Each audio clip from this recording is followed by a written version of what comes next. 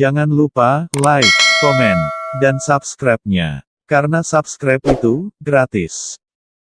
Pada kesempatan yang mulia ini, sedikit mari sama-sama kembali kita mengulas hafal kaji karena diulang untuk mengingatkan amalan-amalan yang dapat membantu orang yang sudah meninggal dunia atau kembali kepada Allah. Hadirin jemaah yang dimuliakan Allah Subhanahu wa taala. Allah Subhanahu wa taala menciptakan seluruh makhluk, terkhusus manusia. Diberikan waktu dan kesempatan dari mulai pagi hingga malam, dari mulai terbit fajar hingga terbenam fajar. Adalah satu kesempatan yang sangat amat luar biasa diberikan kepada setiap makhluk, terkhusus yang namanya manusia. Kita diberikan waktu untuk melakukan sebuah kebaikan di dalam hidup ini. Tentunya sebagai wujud rasa syukur kita kepada Allah Subhanahu wa taala Sang Khalik atas segala sesuatu yang diberikan tersebut.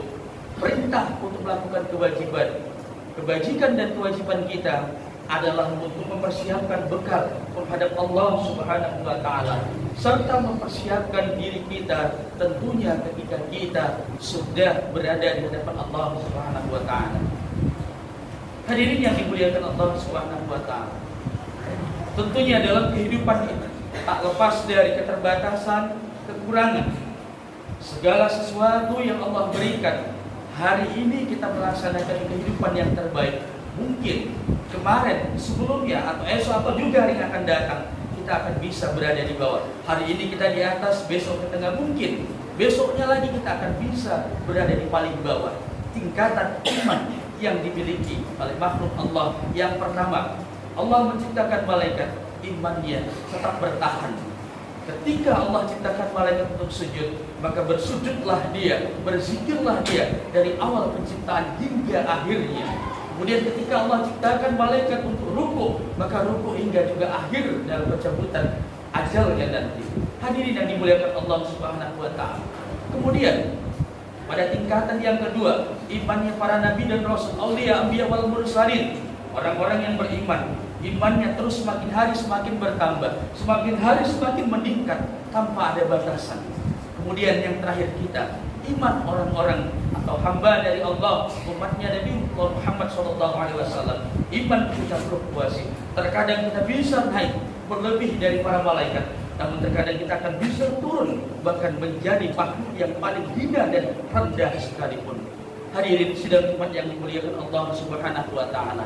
Tak terlepas dari itu semua, untuk orang-orang yang sudah kembali kepada Allah, tentunya godaan, tantangan, hambatan yang datang dari dalam diri maupun dari luar diri, yang datang dari gangguan iblis ataupun setan laknatullah, ini akan menjadikan diri kita ataupun manusia itu akan kembali kepada Allah ke tempat yang paling rendah, serendah-rendahnya, asfal safilin.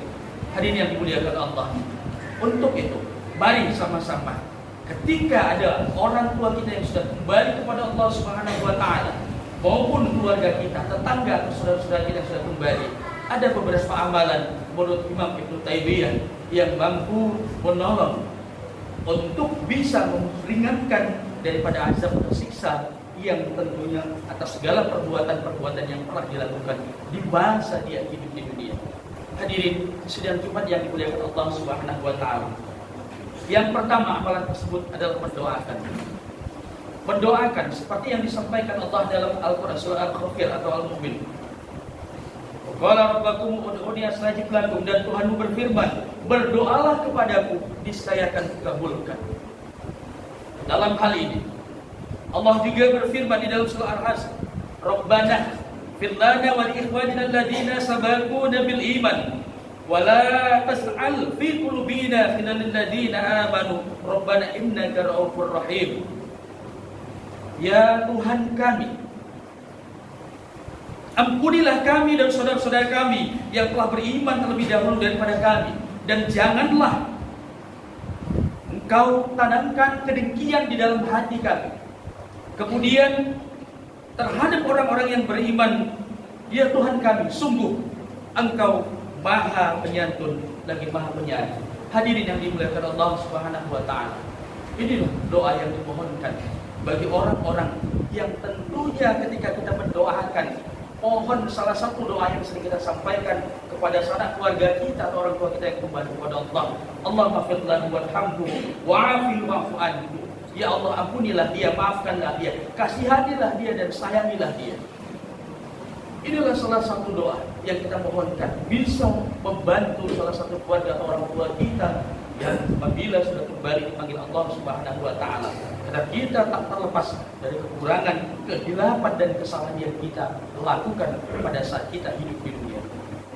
Masyaallah, hadirin sidang Jumat yang dimuliakan Allah Subhanahu wa taala. Kemudian yang kedua adalah melakukan tilawah Al-Qur'an atau membacakan Al-Qur'an. Perlu menjadi sebuah catatan bagi kita. Ketika orang yang masih hidup membaca Al-Quran mendapatkan faedah dan manfaat, apalagi orang yang sudah kembali kepada Allah dibacakan. Namun dengan catatan yang terbaik.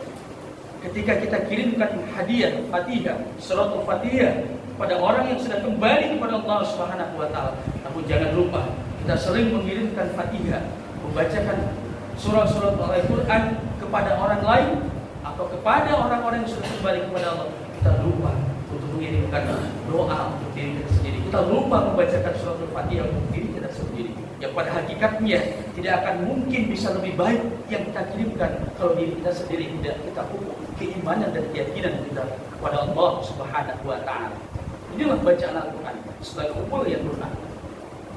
Mari sama-sama ketika keluarga kita sudah kembali kepada minimal tidak bisa kita khatamkan pembacaan ayat suci Al-Quran, minimal kita bacakan 4 surat.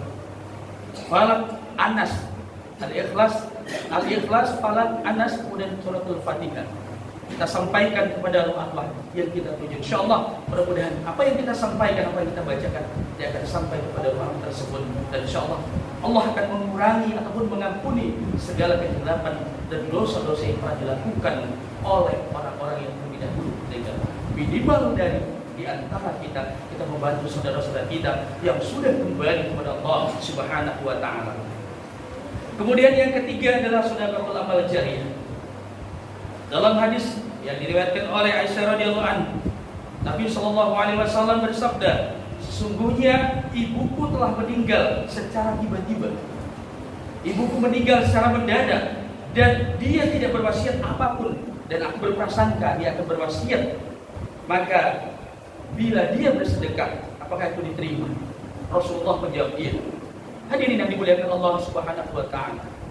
Ketika orang tua kita, ayah ataupun ibu atau saudara kita, keluarga kita meninggal, mendahului kita kembali kepada Allah Subhanahu wa taala, seandainya masih ada harta yang ditinggalkan, jangan sampai menjadi rebutan, jangan sampai menjadi terpecah belah silaturahmi kekeluargaan. Kalau harta itu masih ada, utamakan untuk sedekah jariyah. Terutama yang pertama kita sedekahkan ke masjid, tempat-tempat rumah tahfiz Quran, agar apa yang disedekahkan sebagai amal jariyah terus mengalir selama bahan ataupun sesuatu yang disedekahkan itu masih dimanfaatkan, maka pahala yang akan didapatkan terus mengalir kepada yang dituju, siapa yang disedekahkan untuk amalan tersebut. Hadirin sidang Jumat yang dimuliakan Allah Subhanahu wa taala.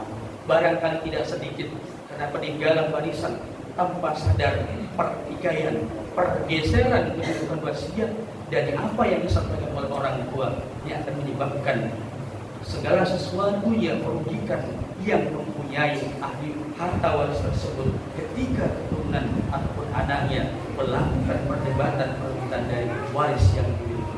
Hadirin sidang Jumat yang dimuliakan Allah Subhanahu wa taala. Jadi yang keempat, amalan yang dapat membantu warga kita yang sudah kembali kepada Allah Subhanahu wa taala adalah haji. Haji yang mungkin ini adalah satu kewajiban bagi orang yang mampu untuk umat Islam yang diantara kita mungkin salah satunya sudah pernah melaksanakan atau berangkat, dan hari ini menjadi informasi bagi kita luar biasa.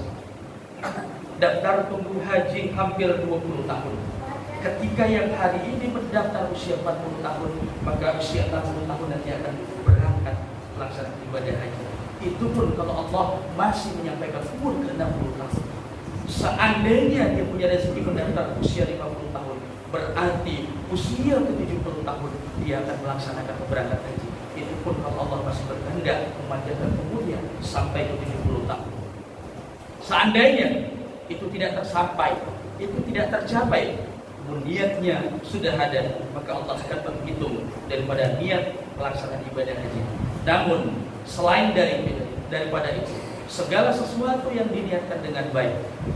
Salah seorang sahabat Abi Rajin Al-Qail radhiyallahu anhu meriwayatkan Rasulullah SAW bersabda, beliau bertanya kepada Rasulullah SAW, sesungguhnya bapakku tua renta dan tidak mampu melakukan haji dan umroh serta tidak bisa bepergian.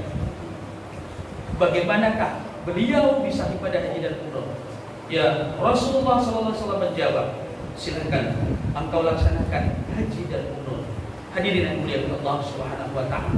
Artinya dari hadis riwayat Muslim ini perlu disampaikan dengan tegas, seandainya ada orang tua kita yang sudah renta, sudah uzur ataupun berhalangan, berarti boleh kita laksanakan ibadah hajinya. Ataupun orang tua kita yang sudah kembali dipanggil Allah Subhanahu wa taala, boleh kita ibadah, badalkan hajinya.